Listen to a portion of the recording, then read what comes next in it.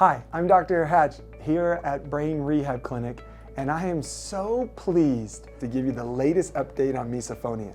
I know there is a lot of buzz around the newest research article, and it's really exciting for me, and it's been extremely humbling at the same time.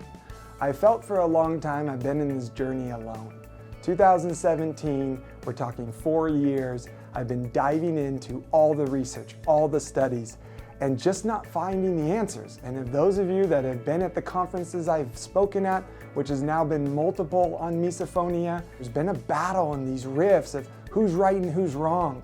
What I love about this article that was just published on May 26th of this year, 2021, is it validates everything I've been saying. The research is now there. I'm not a research specialist. I am a practitioner. I find the problem and I come up with solutions. And what's been incredible is the missing piece that I have been looking for in misophonia is discovered for me in clinic with an incredible patient from New York. They came here and we discovered the missing piece that backs all of this neuroscience that was just discovered in this paper about different mirror neurons and empathy. What's incredible is there's another research article that goes with this research article that was actually published in 2012 about empathy and mirror neurons and how it works and how there are non-mirror pain neurons and then there are mirror pain neurons. Yes, some people will say it's all mirror neurons and some people will say mirror neurons don't exist. The research has validated how much they're there, but there's specific aspects. For instance, it's why when somebody itches their forehead, you start to think, is my forehead itch?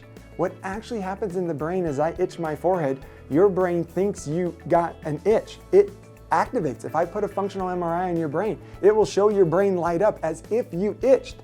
But then there's a secondary signal that comes in and says, that's not your forehead itching, that's theirs.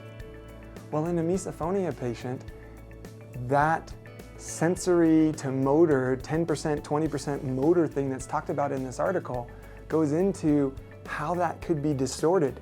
Now, they don't talk about misophonia. Think about it.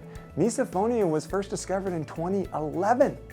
This mirror neuron paper came out in 2012. They weren't associating misophonia with mirror neurons, but all neuroscience links together if you can figure out how it works together. But I have been researching this and studying this and using this and understanding mirror neurons and the prefrontal cortex that I've been talking about since 2017 on one of the 3 major areas, the dorsolateral prefrontal cortex. The prefrontal cortex that was discovered and published in this most recent article also is backed, which is why I've been talking about the difference between auditory triggers and visual triggers, and why it's only specific triggers. It's not always just the sound. Why is it just the sound of the parent, but not the sound of your girlfriend or your boyfriend? What? That's because there's this mirror neuron we've been talking about. And for the last 18 months, I have used new brain exercises and new ways of activating the mirror neurons and re-establishing the neurocortex to allow misophonia symptoms to be dissipated. Not only ones to the general sounds, but definitely to the specific.